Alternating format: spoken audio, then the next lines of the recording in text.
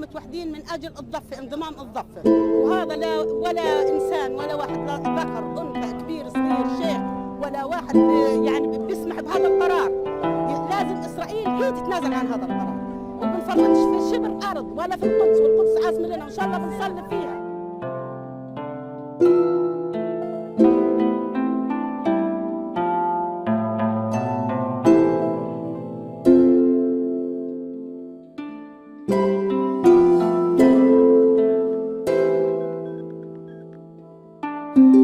It's the time now